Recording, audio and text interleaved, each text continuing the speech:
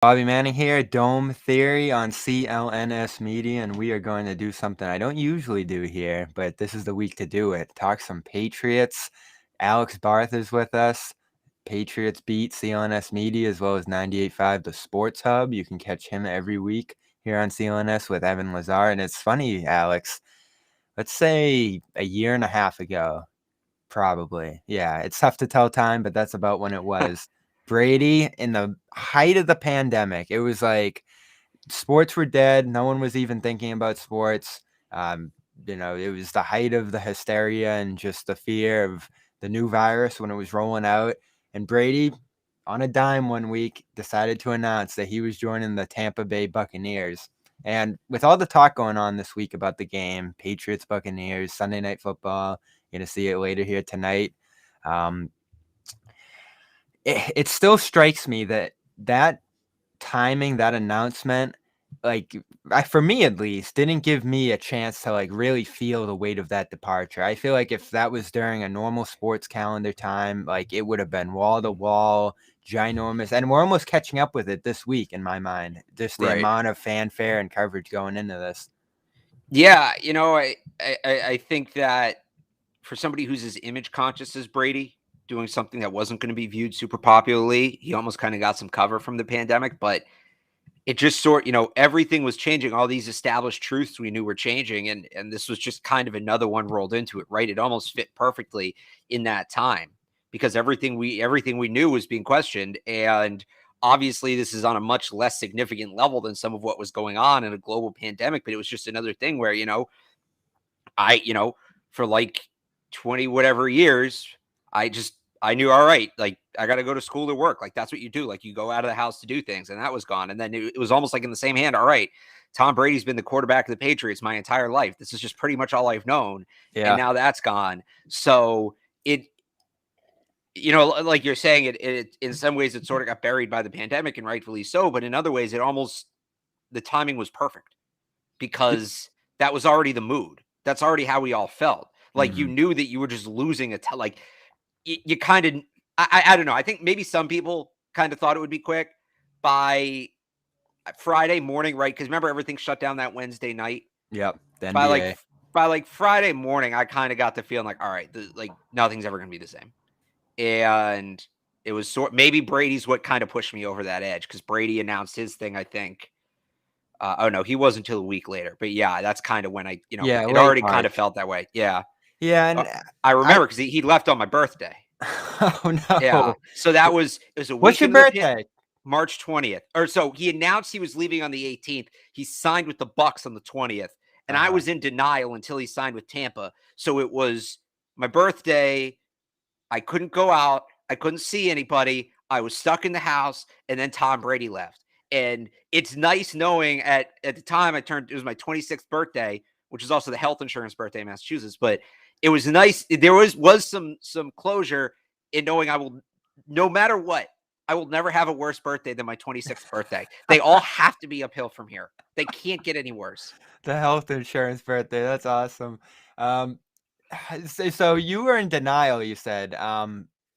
There was the writing on the wall. I just remember too talking to Evan that week when I had him on the show, just how uncertain the future was, not only for the Patriots but for the Buccaneers too. People criticized the move for Brady at the time. Listen, I've strangely enough been a fan of the Buccaneers over the years from playing with them in Madden. I Oh, think it I was have the too. Yeah. jerseys to some degree. And then, just some of the personnel they've had over the years has been dynamite. And especially when Brady went down there, I was like, all right, the only thing they've been missing over the last 5-10 years here has been a quarterback, especially when Jameis was throwing the 30 interceptions. So I was like, I didn't go as far as to say they were going to win the Super Bowl, but I thought they were going to be really, really good. And there was a lot of negativity around them at the time, I guess just because of the losing ways. And I don't think anyone knew Gronk was going at that point. That obviously had a big impact. But it's funny to look back on that week. There was uncertainty for the Patriots, but I don't think everybody universally thought Brady was going to go out and win the Super Bowl the next year either. Yeah. Yeah. You thought there's going to be some growing pains. And I'm the same way, actually. I was always kind of a Bucks fan. I remember being really young and watching the Pirate Bowl, the Bucks and the Raiders. And I kind that team Yeah, kind of that was a caught my eye. really good team. Yeah. Yeah, and I mean, you look at some of the players they had. They had Warren Sapp, they had John Lynch, they had Derek Brooks, Rondé Barber, obviously Mike Allstott. Like Mike Allstott to this day is one of my favorite all-time NFL players. And then the uniforms were cool until they switched to those BS alarm clock ones. But Oh my those God. old school Bucks uniforms that they're back to now, I think are great. They should We bring back still the haven't black seen ones. Brady in the creamsicle. We still haven't next year, but they should. They used to have a black alternate, and now they have that all gray one. They used to do black with like the gold pants or the pewter pants. They should bring that back. But yeah, I mean, I thought they'd be a good team. I wondered how much the coach would hold them back. I'm really not a big Bruce Arians guy. And we kind of saw it, right? They were 7-5 until the bye week. And then Brady kind of told Bruce Arians, you could tell based on the way they started running their offense. They were trying to run Bruce Arians' offense, and it's not a sustainable offense in the NFL. And Brady just kind of told him, hey, old man, go stand in the corner. I'll take care of this. And I think they've lost like 3 games or 4 games since that bye week last year, something like that. It's not a lot. So, yeah, I think once they got Bruce Arians out of the way and essentially made Tom Brady the head coach and offensive coordinator, which he should be.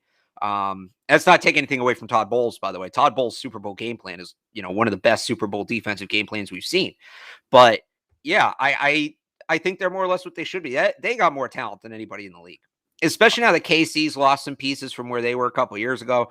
I mean, Chris Godwin, Mike Evans, Antonio Brown, Rob Gronkowski. I'll even throw Cameron Brate in there. I think Cameron Brate, he's not Gronk, but he'd be a number 1 tight end on most teams. Like that's And an Leonard electric Fournette, offense. he changed that team.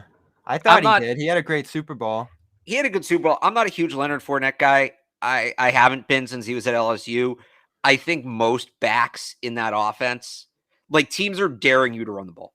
Teams want to take the ball out of Brady's hands. They don't want the weapons to be a factor. They'll put 7, 8 out in coverage and say, you can run on us all day because that's what you got to do. And that's what I think the Patriots are going to do tonight. So, Leonard Fournette, Giovanni Bernard, LaShawn McCoy, Bernard's different because he plays in the passing game and he's out tonight. But I think Fournette was more of a product of the rest of the offense than his own ability. Not to say that he didn't have an impressive year, but I wouldn't put him, I'm not, if I'm listing off like, oh, they got Chris Godwin and they got Antonio Brown and they got Mike Evans, like that list stops before I get to LaShawn, Leonard Fournette. Well, that's why I brought it up. The Patriots, though, this is like my big theory here on Dome Theory today. There's so much discussion about what if Brady stayed, what could have been, blah, blah, blah, blah, blah. Obviously, it worked out for him going down there, getting ring number 7. But I just don't think there's this big translatable factor if he stayed in New England. Now, it obviously would have been better than Cam Newton a year ago, the way Mac Jones has gone so far, unless you just really wanted that reset to get going. That's probably not favorable this year to what Brady would have been. But 2019 to me, that gets so forgotten. That year was a grind. It was a slog. They started great. They finished almost crashing and burning and then losing badly to the Titans in that playoff game. Brady didn't look good. Brady didn't seem happy here to me at that point. The weapons weren't great. I guess that was part of probably a minor reason why he left here.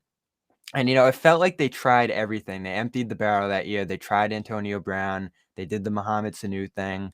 Gronk was obviously out of there. Maybe Gronk comes back. I doubt it. That's another thing that I don't think happens if Brady ends up sticking around here. So I look at 2019, what's in place here now, because, again, the Patriots haven't been good top to bottom beyond the quarterback situation right now.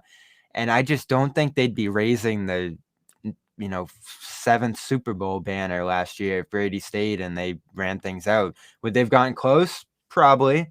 But I think there were still deficiencies with this team and just tensions behind the scene, obviously, that would have made it not work as well as the Buccaneers situation did. Because like you said, Tampa's loaded.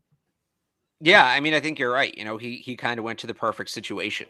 And I don't, I don't think that obviously they don't have those weapons here. And maybe they can go out and get those guys. I don't know if they could, but yeah, if Brady had stayed, I don't know that they get the Super Bowl last year. And I mean, maybe they built to something because they wouldn't have operated the same way, right? Wouldn't if Brady came back for 2020, you're not having him throw to Damiere Byrd and Ryan Izzo. You're going to go out and get more improved weapons, and maybe that means they lack elsewhere defensively. Maybe they do ultimately end up trading Stephon Gilmore if Brady stays. But him throwing to Myers would be fine. We didn't really see Brady and Myers. Yeah, that was That was Myers' his rookie kind of year. guy. Yeah. But yeah, I'd like to think they would have upgraded if Brady had stayed, but I don't know they would have upgraded. I don't know that they would have been able to upgrade to that extent. Yeah. So should they have kept him? That's my question for you.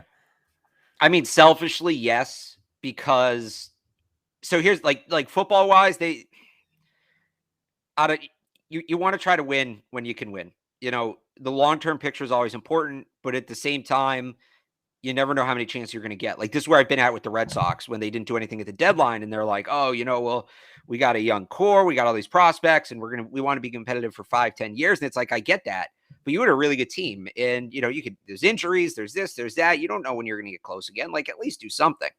But at the same time, if they weren't realistically going to win with Brady, then, maybe it's like now or never.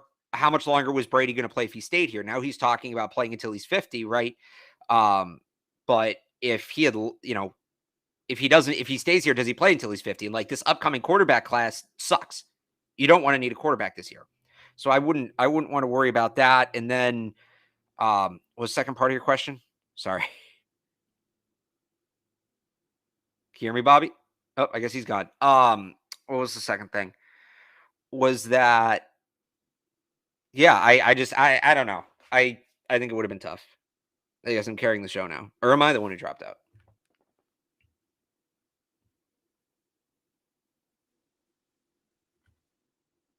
Oh, are you back? You're back, but I can't hear you. Still there roll. you go. Okay, there you go. So, yeah, All anyway, right. I was saying, like, Okay. so, yeah, the other half of it, should they have kept Brady from a football sense? Probably.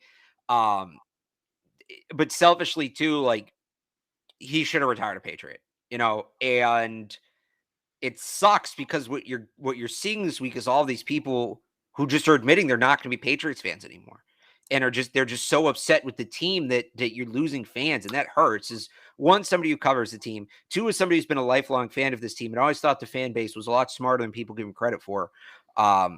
Isn't that a little goofy? That's bothering me too. Because like I think I get it. Like you lose like a franchise cornerstone player. Like I get that, and this is beyond a franchise cornerstone player. And this is a guy who can still he play. is the team, yeah. Right. It's not like he left it's not like he left like Paul Pierce left the Celtics, right? And I know that's a little bit apples and oranges, but if Paul Pierce, instead of making the moves the Celtics did, and because it's a basketball podcast, so I'll make this analogy. If Paul Pierce had left in 2007, right? If instead of getting Garnett and Allen, they trade Pierce for the kind of package Minnesota got for Garnett. And what did that really amount to for Minnesota, right? Jack. Like, yeah. Have they had a winning season since then? I don't think so. So one. Wow. Was that actually the number? I think so. Yeah. They've made the incredible. playoffs once since then. Yeah. That's incredible. Anyway, like if Paul Pierce leaves in that sense, I wouldn't blame Celtics fan and the Celtics had that kind of run. I would not blame Celtics fans for continuing, for making that the identifying moment of the franchise, because it would be, right? So, for Brady to leave and then instantly go win a Super Bowl, and it's hard not to look at that and say that could have been us. Like, I get people disillusioned with the franchise. I would say don't leave forever. There's promise here. I actually really like what they're building. It's not what it Peyton Manning, right? He left the Colts. He went to the Broncos. He did much more for the Colts than he ever did for the Broncos. But when's the last time you saw Peyton Manning do anything Colts related? I mean, he's in the Broncos social media videos. He's at all their team events. He's at all their season openers, like this and that. Like, he is a Bronco legacy-wise. I just get the feeling that's going to be the same thing with Brady. You think so? In Tampa? I do. I just think he loves it down there. And if there really is bad blood here, why is he going to come back? And it just sucks. We're going to have to share him. And look, if he does the thing where he retires on a one-day contract with the Patriots, and he Patriot for life, and he gives, he's like, yeah, I had to go to Tampa, but my heart was always here. Like, maybe that makes it a little easier, but like, that's what hurts to me the most about all this, is that because that does sting thinking about the Patriots are going to have to reset at some point anyway. And I actually think, all things considered, the off season where they did reset, losing the season in the pandemic year, needing a quarterback in the draft, they needed a quarterback in. That actually worked out pretty well for them. We'll see if Mac Jones can play, but hindsight aside, like what it was at the moment, that was a pretty good year to need a reset. But, if you lose like post-retirement, it's not even what's happening right now. It's what happens after he retires that's killing me. Like that's where I think they shouldn't have let him go, because we're now finding out that this franchise is pretty bandwagon, which really sucks, and people need to be better. So But I'm this franchise frustrated is with pretty that. bandwagon, and losing Brady means you're going to lose, a significant amount of the fan base, which hurts.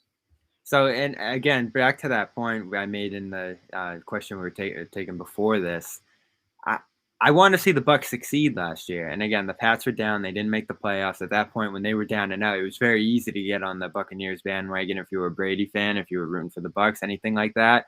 And I think that was more than fair. You all of New England should have been rooting for Brady in that Super Bowl, like he was their own guy. I think that was 100% fair. For it to carry to tonight, I think is mind blowing. And I'm surprised, just like you, that it's reached this level where I go to Dick's Sporting Goods and there's Brady Buccaneers jerseys like down the aisle and not a single Patriots jersey when I went in there like a month or two ago, which like I can't fathom that everybody has to become a Buccaneers fan now or a Brady fan in a different place. And especially tonight, give them the ovation before the game, do the video, Yeah. all those different things. And then during the game, I mean, this is a game for the Patriots where you could be falling the 1-3. You got to be on Brady. I'd be booing him mid-game. Once the kickoff actually goes off, getting on him. Like, they really need this. And all of a sudden, Brady's on the other side, standing in the way of some New England success. This year hasn't started great, but this is still a year where you have a great team, personnel-wise, in New England, a quarterback who showed signs. This could be a real jumping-off point for the Pats, and the fans are treating it like they're 0-7, and, like, this is the Brady Bowl. Yeah, it just sucks that everybody's giving up. Like, not just on the season, but like people are giving up on the team. And I thought we were better than that. People always called Patriots fair weather fans who just jumped ship the second things didn't go right. What is I knew it, there were 8 and some 11 people now? like that. That's not terrible. It's not good, but it's not like the end of the world. Oh, I mean, they should be better than this, and Yeah. they've had their issues. They really, really should be 3-0 right now. Like they've not lost. They have not lost a game to an opponent, if that makes sense. Like they've beat themselves twice. Get outplayed by the Saints, certainly. I don't think they got outplayed by the Saints. They certainly, they probably didn't get outplayed by the Dolphins either. So this is still a team that has a lot of promise, both this year, again, and going forward. I think what people are having trouble wrapping their heads around is, and you as a Celtics person and your Celtics fan viewers will relate to this strongly, because I think Celtics fans are too far in the other direction here. But I think what's happening with Patriots fans is they just assume every year is Super Bowl or bust, because that's what it was for so long. But when you spend as much money as they did in free agency on 3 and 4 year contracts, like all these guys are on 3 and 4 year contracts, and then you draft Mac Jones, who has that 4-year rookie deal, you're not, if they win the Super Bowl this year, that would be great. It would be a ton of fun. And that ultimately should be the goal. But really what you're working on here is a 3 to 4 year window. And this is year 1 of that 4-year window. And really it's all about acclimation. It's about Mac getting up to the speed of the NFL. It's about learning, all these guys figuring out how to play together, the coaching staff figuring out how to use them. That's what this is. So not winning a Super Bowl this year, it used to be whenever the Patriots didn't win a Super Bowl, they threw away a chance because you didn't know how many more years you were going to have with Brady or with some of these older players. And like, that's not what it is this year. So again, it's where I go back to basketball. It's like Celtics fans are too far in the other direction, where they're constantly saying, Jason Tatum and Jaylen Brown are still young. They still got a lot of time. We shouldn't expect anything yet. Well, like they're young age-wise, but they've been in the league for 6 and 5 years now, each of them. Like they're NBA veterans. They should be winning. Take that energy that you're giving them, because they, again, maybe not this year because the roster sucks, but next year they should be competitive. They're not young anymore. They're veterans. And push that energy towards Mac Jones, because that's where it really should be. Mac Jones, and not just Mac Jones, like the Patriots as a whole, because that team is in the early stages of that ramp up. So that's just what I think people are having so far so much trouble grasping. Well, the trouble I'm having with this game, and we'll dip our toe into it. I know you guys have talked about it at length all week long, and the game's today, so we're not going to do a full-fledged preview here. But for me, this game, from my angle, less about how good the Buccaneers are and how unbeatable they are, and more about the Patriots just not looking like they can do anything effectively. And that's what gives me so much pause. And everybody's picking the Bucs. I'm almost trying to find that other angle where the Patriots could sneak in and, at least cover, maybe beat them. And I have such a hard time finding it. The run game's been bad. The receivers aren't getting open. The tight ends aren't doing anything. The defense is getting run up like Swiss cheese up the middle. And I just can't find an angle where the Patriots can go out there and win this. And they're not letting Mac loose. I know he's dropping back a ton, but he's not the kind of guy right now who's throwing all over defense. Can you give me an angle where the Patriots could possibly win this? Yeah, so here's what they have to do. On offense, they got to throw the ball. You can't run the ball. Run defense is too good. But you don't want to be irresponsible with it. They can't be as conservative as they've been. But we saw it last week that, that quick slant they ran to Kendrick Bourne. And they went 5 wide, quick slant, run after the catch. Like, that needs to be the crux of their offense. That we've been saying that since day one. They haven't done that. So more of those kind of quick hitting spread offensive formations. I think that's important. And then running the clock down. They used to do this against Peyton Manning all the time. And I'll explain why this is important in a second. But you can't snap the ball with more than 5 seconds on the play clock. You can't do it. Not this week. On defense, and then, the other thing on offense, the Buccaneers, so they're last in the league against the pass. They've allowed more passing yards than any team. But specifically, they've allowed the second most catches and the 10th most receiving yards to opposing tight ends. They're very susceptible to tight ends.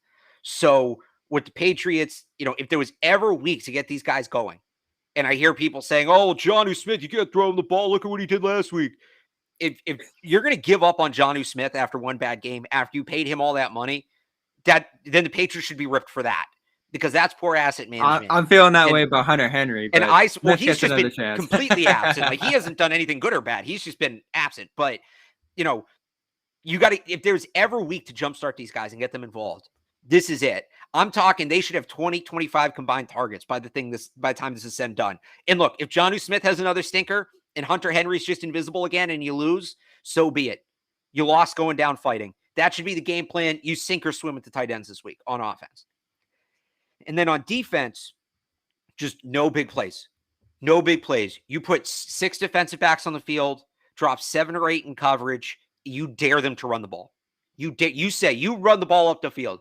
If we lose because Leonard Fournette rushes for 250 yards, then we lose because Leonard Fournette rushes for 250 yards. You're not going to stop Tom Brady. You're not going to stop this offense. It's just not going to happen. So you need to force them to be the most shell of themselves they can be. And the way you do that is taking the ball out of Brady's hand. And again, this is what they used to do to Manning.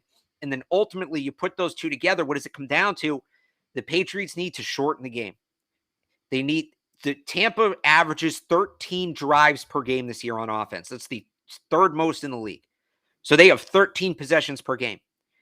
The reason they do that is they're an explosive offense where they're going to take big plays, and this is the last remnants of Arians' fingerprints on this offense.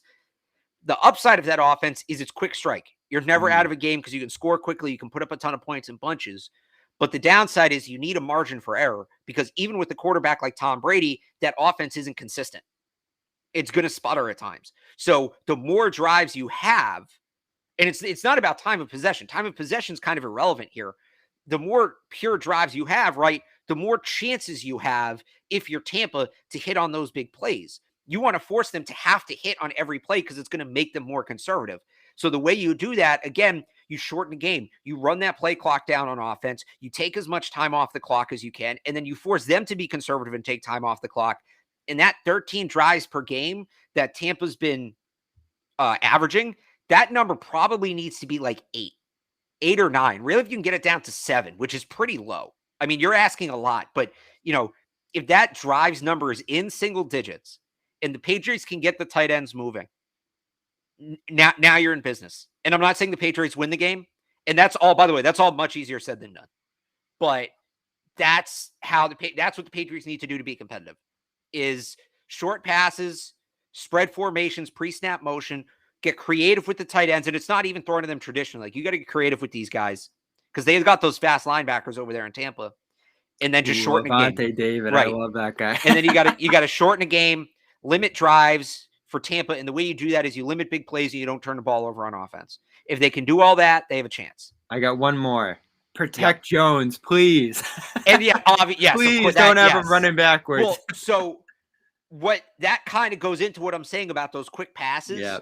We saw Brady do this all the time. Remember, Tom Brady's his own best pass protector, where he would get the ball out before the pass rush could get to him, even if the he'd throw it away. I haven't seen Mac throw the ball away once. Maybe I'm missing it, but he's never been a big throwaway. He needs to learn that. He was never a big throwaway guy in college, but My point is, if you go 3-step drop, hit that back foot, boom, the ball is out, the pass rush won't get to you. And Matt can do that. And we've seen him do it, but he needs to do it against a live rush, and the receivers need to get open for it to work. But that needs to be a part of the game plan tonight. If they're having them on these 5 and 7-step drops, look, JPP's not playing, that helps, but you're not beating the Bucs with 5 and 7-step drops. It needs to be 3 steps, boom, the ball is out, hurry up to the line, because the hurry up worked, because you're going to catch that defense off guard. But 3-step drop, boom, hurry the line, and then wait and let that play clock get down under 5.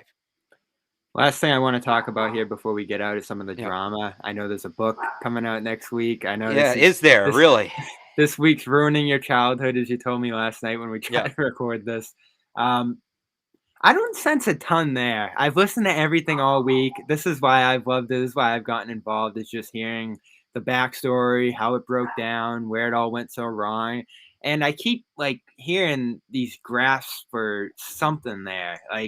What was Kraft's role in it? Did Bill send Brady out of there? Are they talking to each other on the phone anymore? All that different kind of stuff. And, you get a few interesting excerpts from the book. I feel like if there was anything crazy in there, we would have heard about it to some degree. And even all the interviews Wickersham's done when he's gotten pressed on certain things, there just hasn't been a ton there to me. So I don't know. I guess I'll flip through the book next week and see what's there, and try to get my last dose of this discussion. But when it comes to, it's not the last dose of it. This is going to be forever.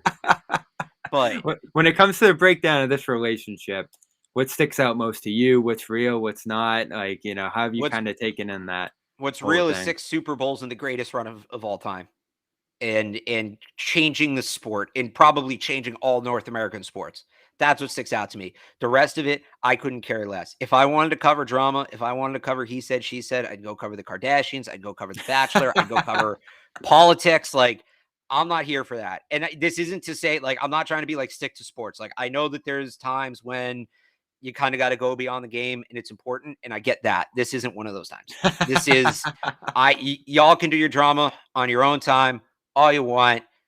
I fell in love with this game watching Brady and Belichick. I know I'm not alone in that. And that's what I hate about this is we can't just celebrate what Brady did in New England. We have to talk about him leaving, not what he did. And I just want to talk about what he did, because we will, in any sport, we will never see dominance. We had never seen dominance like it before.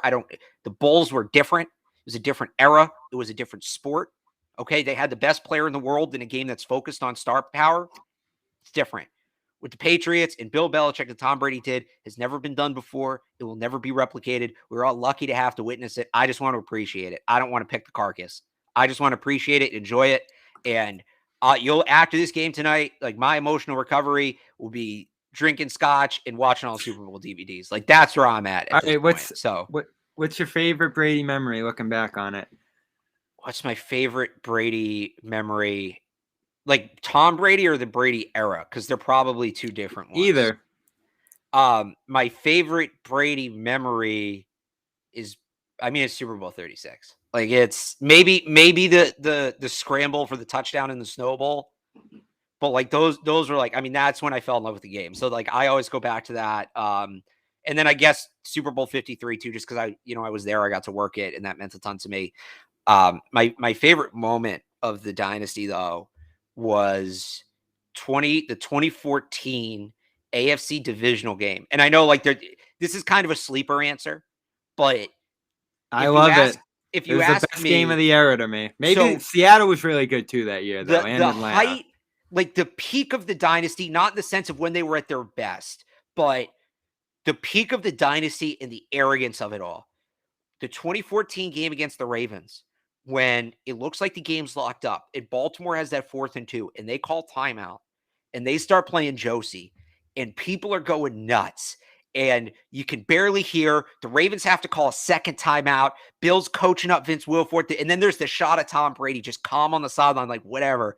And you hear Chris Collinsworth just and this guy's done, Brady not reacting to what he has done, which is erase 2 14-point deficits against one of the greatest defenses he ever faced. And it's a And a party team that killed him to that point. Right. And it's a party in Gillette. And people are going nuts in the stands. And you got Brady cool, calm, and collected. And the Ravens are clearly petrified. And it's like, and they only had 3 Super Bowls at that point. And remember, before they won Seattle, it was kind of teetering, right? It was kind of like, this might be it. Like, are they going to have another shot at this?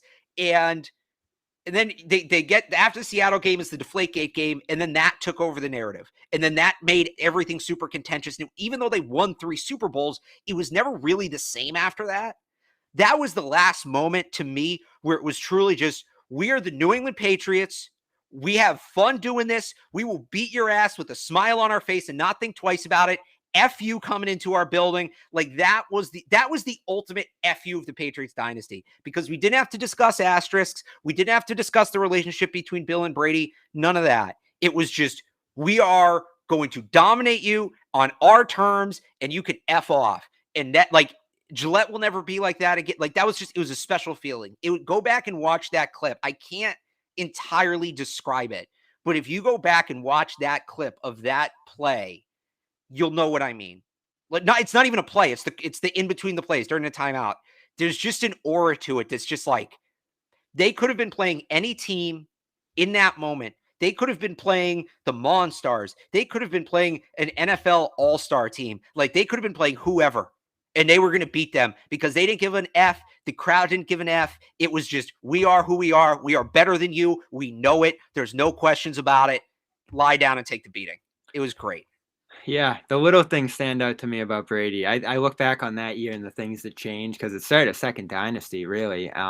And just all the different things that went into it. That win was ginormous, like you said, in that whole progression. The thin line on all these Super Bowls kind of blows me away when I think about it this week. Obviously, the interception in that one, the coin toss in overtime in the Atlanta one, pretty much hands them that one. I think it was a touchdown in the Eagles loss, and then 10 points in the Rams one. And then you go back to the early ones, field goals. Like all those vindicated field goals was really what swung it the other way in pretty much each of those. And like that aura to him just swings things. I think of all the little things he did when he was here that you miss so much now. The quarterback sneaks on 4th and 1. Around that time, like the way his footwork just changed in the pocket, being able to avoid guys. I'm thinking of the other things too, the short passes you talk about. To me, it was that aura. And it's, again, to go back to that moment where he's just pulled off these 2 incredible comebacks, and he's just, I mean, in his eyes, like, and anytime he got the ball in a big drive, you knew it was right down the field in a clutch situation. You know what it is with Tom Brady? And I remember saying this when Kobe Bryant passed away last year. Just the era we're in, there's great athletes, but there's not that many left. Like Brady, Kobe, Tiger, right? They didn't just want to beat you. They wanted to beat you so bad you never wanted to play the sport again. A win wasn't acceptable. It had to be domination. You had to feel it in your soul. And then sometimes it wasn't enough. I'd put like Jordan in that category too. Like, there's not a ton of guys like that left because the social media age and everybody's friends with everybody and, whatever. But those guys are the most fun to watch. Kobe was a Laker. Couldn't stand Kobe, but is he fun to watch? As a basketball player, I appreciate him. I loved him. I hated him as an opponent, obviously. How could you not? But, that apex predator athlete like Tiger, when he was on his game, and again, it was just that look. You would see it in the eyes, like he's up 10 strokes and he's still just in attack mode. You know what's so funny too? You talk about guys that could be left for that. I don't know how you feel about this, but it felt like the baton would almost be handed off in a way to Mahomes. And Mahomes, I don't see it with Mahomes. I don't. Well, you know what's crazy? Mahomes is not a crazy. great quarterback, but I don't see it with him. But this is the thing. He should be owning it at this point. Like, everyone thought he was going to beat Brady last year, and that would almost be the baton handing off moment. But Brady has beat him so dramatically in 2 key games so early in his career to take Super Bowls away from Mahomes. Like, that's like already part of Mahomes' legacy. Brady, this deep in his career, still being better than Mahomes. And that's the cherry on top for Brady. I mean, that's that killer instinct. That's what it is. And you can see it. Like, he doesn't want to pass that baton. And it's not, he's the greatest quarterback of all time. It's never going to be doubted. I don't care what Mahomes does. And the Chiefs are already slipping. Like, it blows my mind. Right. But Brady still won't, guys like that, again, they don't exist. Maybe I'm wrong. Maybe you can point one out, but there's more going further back. Like Muhammad Ali is one that comes to mind, but the modern era, Brady, Kobe, Jordan. I mean, like Pedro, but some people have that mentality, but they don't play at that high of a level. Like I think Marcus Smart, for instance, has that mentality, but he's not. It's when you pair that with an elite player. It's really easy to have that mentality when you're not an elite player because you kind of have to. When you're that good, you don't need to be that motivated. We see guys who are that talented who aren't that motivated all the time, but guys who are that good and still act like they suck and are true. Like I truly believe Tom Brady believes he's playing for his job every single day. I truly believe Kobe felt that way. I think Tiger Woods was playing for his spot every single day. Like that, again, if I'm missing one, tell me. I just don't see it anymore. I don't see it. Yeah. Giannis, could he get there? Possible. Giannis is too nice. He's too nice to be that guy. Like, hey, is he Giannis was killing people on the way to that title last year. He's a great player. And it's not to take anything away from him to say he doesn't have it, but does he have that Mamba mentality, right? Is he that killer? He's that killer on the floor. Is he that killer off the floor? Baseball, not happening. No, it doesn't exist. Like maybe Kershaw had it the for personality, a minute, but probably not.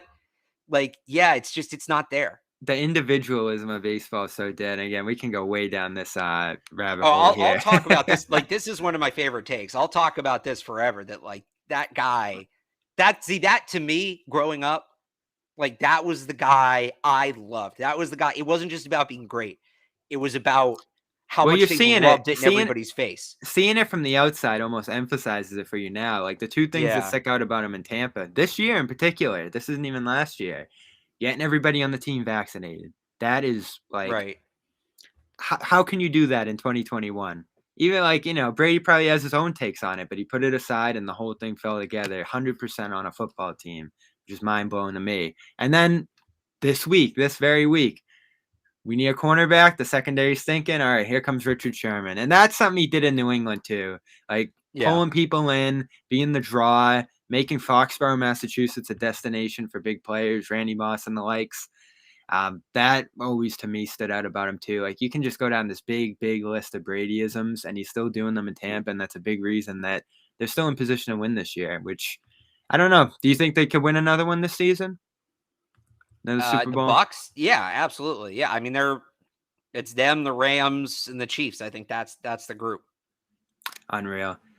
All right, we're going to get Alex Barth out of here. He's going to be at Gillette Stadium tonight for the big event. They're doing NBC Nightly News, the Today Show down there. Like the whole world's there. But stick with CLNS Media. Patriots beat in the next week, looking back on the game. We do the Patriots post-game show here as well, live following Patriots Buccaneers immediately after. I'll throw you a bone on this one. Celtics underway. I know you do a little bit of everything over there sports-wise at 98.5. Do you have any big thoughts, any big predictions, any big takes going into a new Celtics season? I have a Celtics take, but you're not going to like it. They might be the fifth team in Boston right now. I don't know if you've seen how the Revs behind the revolution. Most wins in franchise history, most goals in franchise history, far and away. I mean, it's Patriots kind of dominance. I mean, they have 63 points in the standings. The next closest team is at 46.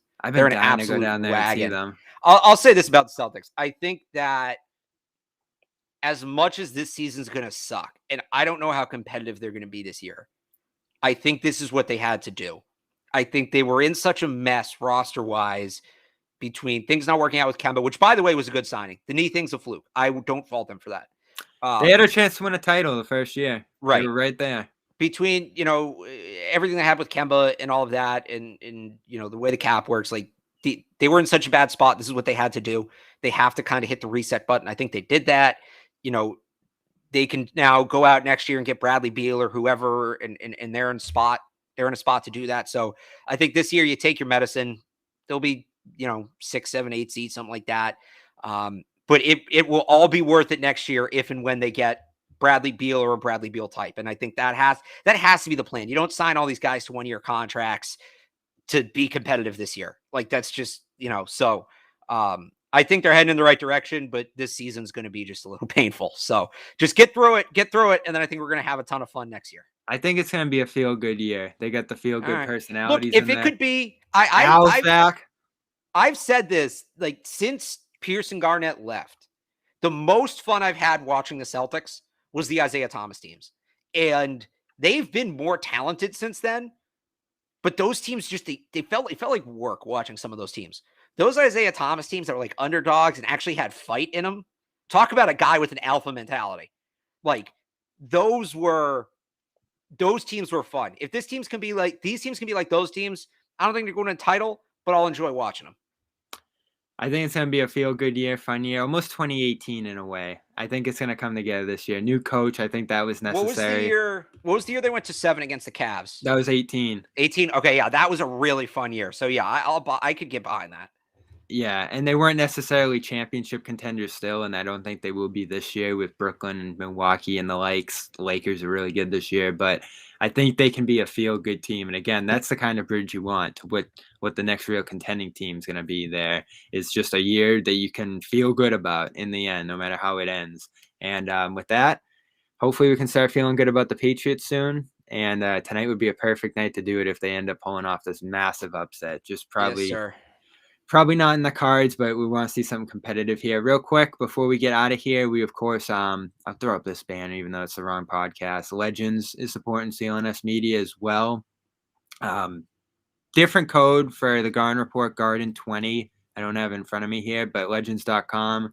Great sweatshirts, great joggers, shorts, T-shirts, and the like. It's an awesome brand used by a ton of professional athletes, Marcus Morris among them. So go out there, check that out, legends.com. I believe you can use our code until October 10th. So you're running out of time. Go and get it. It's going to be a rainy, cold week. You need that sweatshirt. Get the white camo one like you've seen me wear on the Garden Report. And with that, Alex Barth, follow along with him tonight at Real Alex Barth. I almost said Real Bob Manning. We both got the real in our name. Oh, do we? Okay, good. It's good there's other people have it. Otherwise, I'd feel like an a-hole. Do you get made fun of? I get the comment every once in a while. People ask me why. Yeah, I made it in 7th grade, and it used to actually be like, it was like the underscore real in all caps underscore Alex underscore. Like, yeah, it was like really middle school. So I've actually cleaned it up. But unfortunately, Alex Barth is taken. So it's, That probably hurts our push for the blue check mark too. The real. I got mine. You got it? Wow. Yeah, all right. I have mine. Evan Lazar doesn't have his, and that's something I like to remind him about constantly. So we love I'll let him know over you said here. that. Yeah. Follow on with both of them tonight. It's gonna be a fun night. For some amount of time. We'll see where the game ends up going. But that pregame, that lead up tonight is gonna be unlike anything we've really seen out of a sporting event. So Alex, enjoy. We'll follow along and appreciate you being here on Dome Theory. Thanks for having me.